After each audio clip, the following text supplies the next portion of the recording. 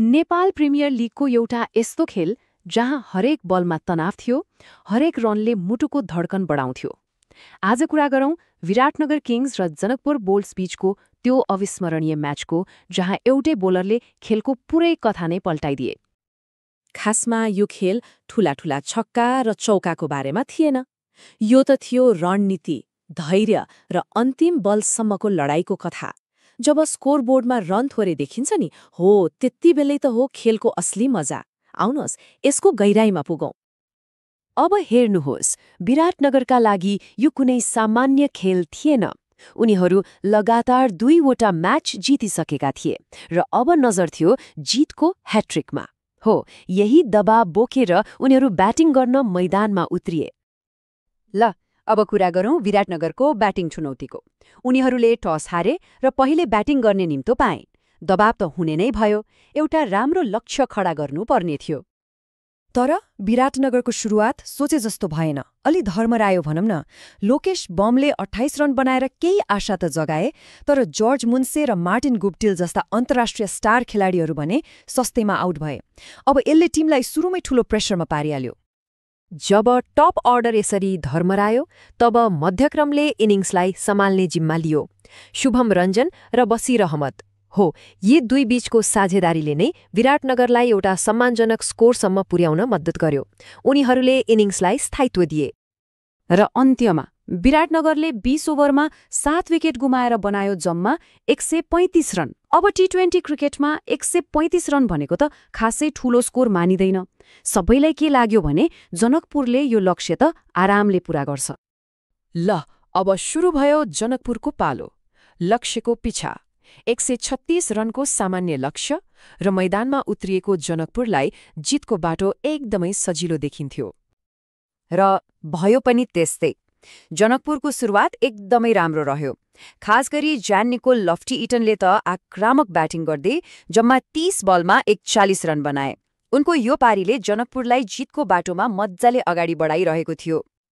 तर क्रिकेटलाई यत्तिकै अनिश्चितताको खेल भनिएको होइन नि, होइन र? हो, यहीँबाट सुरु भयो खेलको सबैभन्दा ठूलो, सबैभन्दा नाटकीय मोड।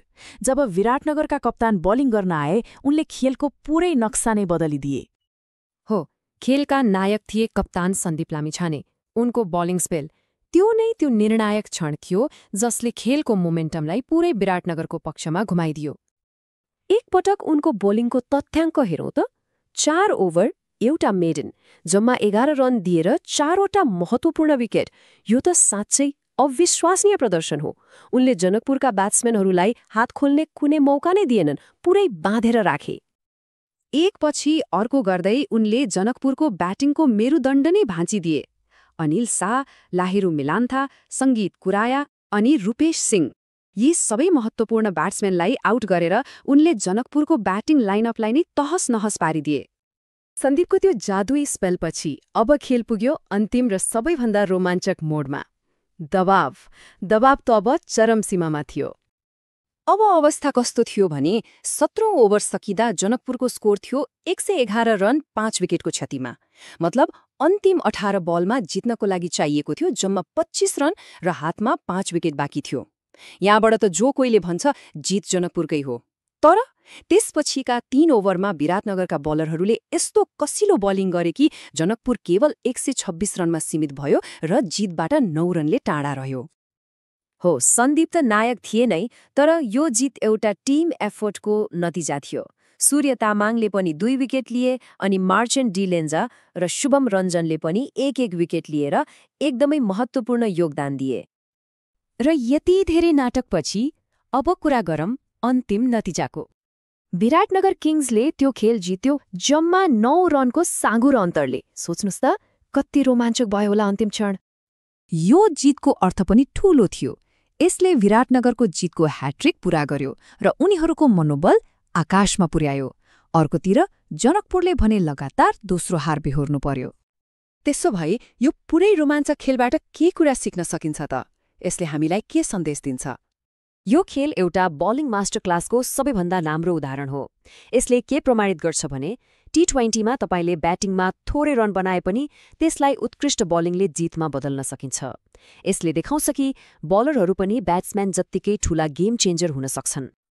र अन्त्यमा एउटा प्रश्न, हामी सधैँ भन्छौँ T20 त ब्याट्सम्यानको खेल हो, तर के यो साँच्चै हो त?